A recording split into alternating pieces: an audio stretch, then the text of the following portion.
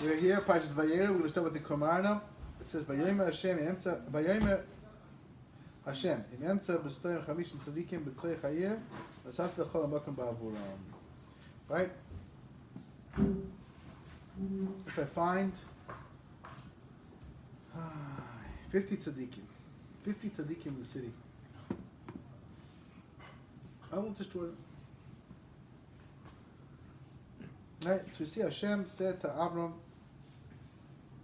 "He is a chesed if I find 50 tzaddikim." Listen. Do you think Hashem didn't know that there wasn't one solitary tzaddik in stone? There's nobody there. It's all Rishoyim or dead. That's how it works in stone. If you're a little too much of a tzaddik, they put you down. Like a rabbi dog. They don't want tzaddikim, they don't want, of course, the Gra and the Baditcher and many Sfarim explain this idea. It might even be in the Zohar, I don't remember, about that stone was trying to access a midah.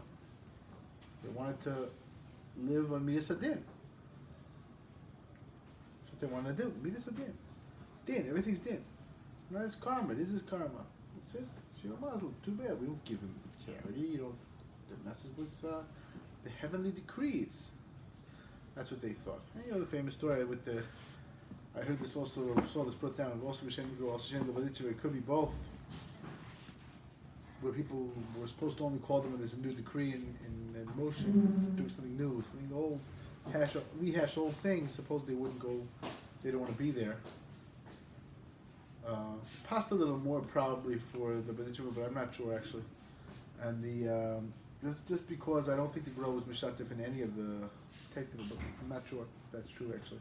So anyway, so he said we want to make a new decree. You only give so much charity, and to who and to what. And the Gro said, "I thought you," or the Baditcher said, "I thought you were calling me from something new. This isn't new. This is very ancient. Like, what are you talking about? It's old business. That was the Malach of stone. That's how it started. Give only this much, give only that much, and something. Don't give anything. It becomes all complicated matzif." So, they're trying to wake something up. The stone. We're kind of like Cain. We brought the pishtan seeds, but that's not Hashem's rotzen. He wants in korbanos it should be with generosity. It should be a person should be generous. He made in us this need of generosity so that we should give and contribute and use it properly, the right expression, not so that we should squelch it. Carrot, something we have a midah also of cruelty and koyach. That's what the Alter Kelm says. That's the shorish of Mesiras Nefesh. We'll see how that's relevant in a minute. But the shorish Mesiras Nefesh is a person's tendency and ability to be cruel. To be cruel himself, then he's often Mesiras Nefesh. So, yeah. So let him say, listen, stone, there ain't nobody there. Nobody. You can take like absolutely nobody. This is clear. Undoubtedly clear. So, first of all, it says, even in this city, compared to other guys, or if there were 50, if there were 50, like, less horrible Rishon, less horrible, more, a little less low life, maybe. That was the Bayir, right? They're showing Gemurim, but compared to the others, they're tzaddikim.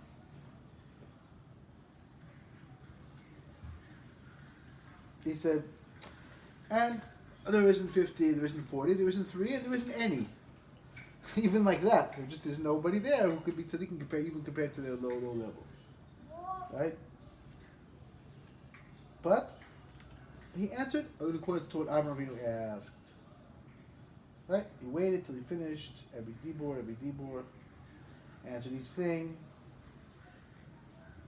Right? 40 is okay. 20, 10, and then waited. So he said, first of all, it's their hands. The person shouldn't cut off his friend.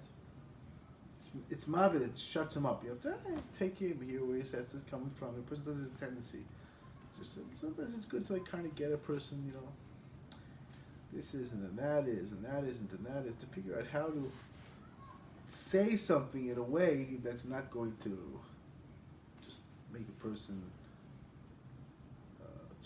make a person feel afraid or feel cut off or feel misunderstood. So it's also very, very important if it's possible to find a way to do that. So that's number one. He says, but lesson number two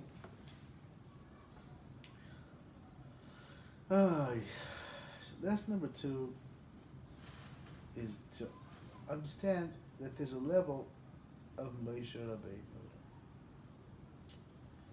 Avram Avinu went with Malachim. He saw, like the Ramad Valley says, he saw what they were looking, the lesson of Ashkafa, looking in a way that in the lesson of the Mikra, the Hashkif, that word for looking is not good. It's not a good look. Looking at storm, like, okay, I'm going to take these guys out.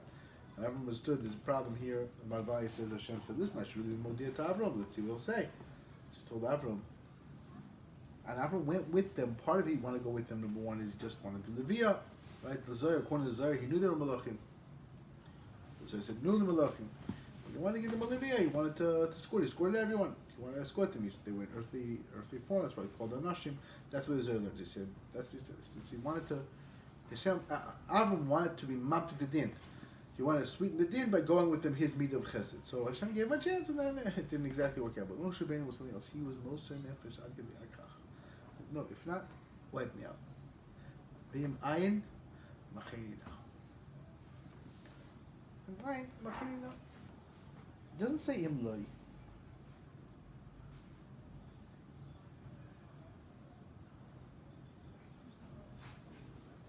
Hashem says, let me destroy them.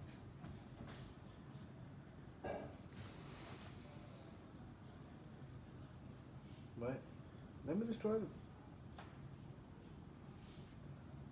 But Moshe Rabbeinu went into these areas in Bechus, Avram, Yitzchak, and Yaakov, and mevatel them completely. This is being Ayin Machini. No, there's a Bechina that's called Ayin. It's a very, very high Bechina, it's a high place. Chachma, whatever it means a person completely nullifies himself to Hashem.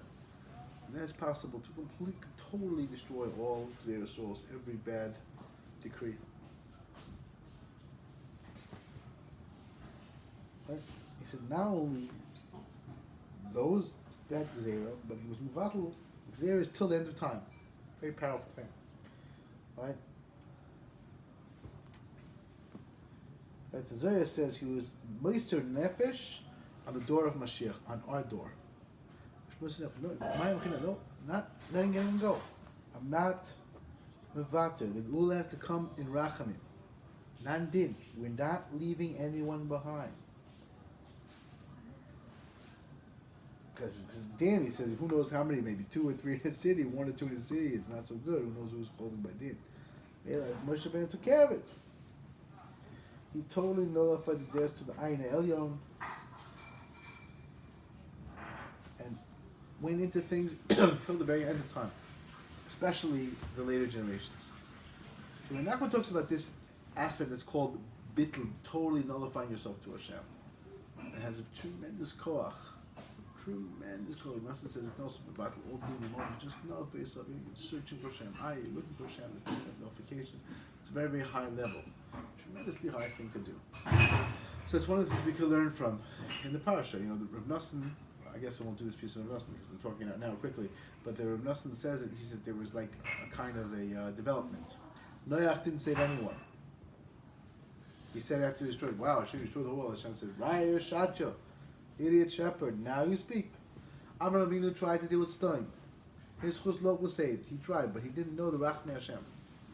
Moshe Rabbeinu, Hashem was meramis him. He said, leave me and I will destroy them. He said, oh, leave me means I have a say here. So then he went out of soul with Musa Nefesh until the Rosh Hashanah. There's like a koach, murdik koach, this bechin of the bidl, totally nullifying yourself to Hashem. But Nachman warns, he said, you should be careful to take something back with you from the bidl. You should take back, be careful, there's a Torah.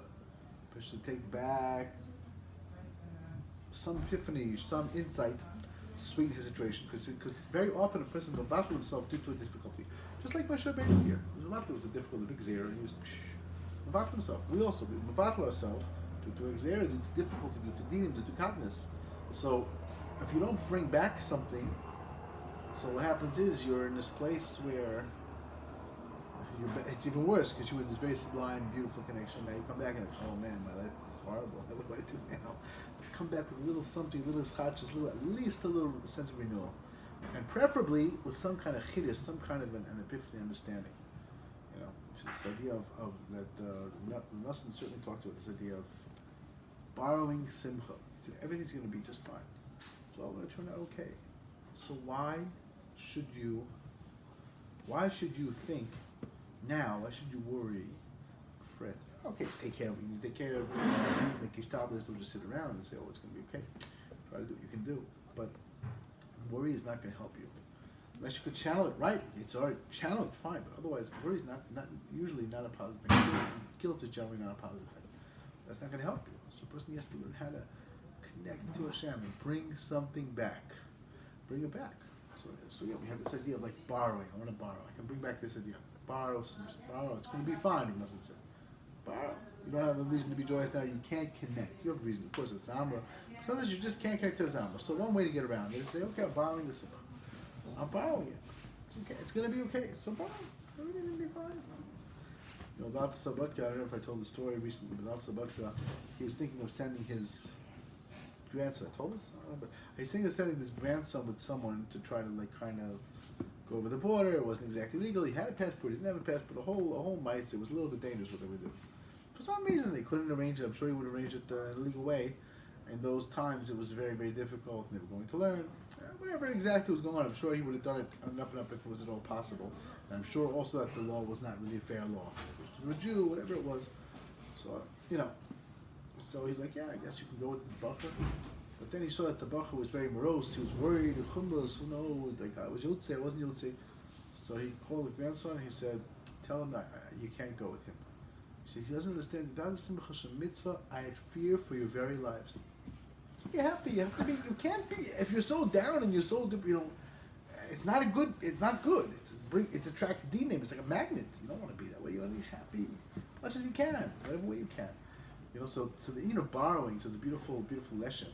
The lesson says that every person brought this. Right? So this idea also every person has some of the neshama of Moshe, and every person has some of the neshama of Mashiach. So we're going to be zocher at a certain time, a certain point. Every Jew is going to be one. It's going to be one bechin of a neshama. It's blind bliss, and everyone's going to be one neshama. Whatever exactly he says how that's going to happen, it's a whole process. But everything's going to be fine. We'll be one with Hashem in the most amazing ways. What are you worried about? What's the problem? Everything's under control. It's all good. Keep it on the top. Hashem Yazor, we're going to be zocher to all the Yeshuas, Mavatu, connect to Hashem, Be'emes B'Shem.